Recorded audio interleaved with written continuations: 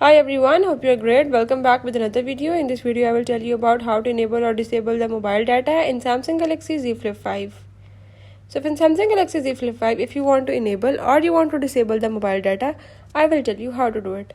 I will show you all the steps, you have to follow them, and if you're new to this channel, don't forget to subscribe.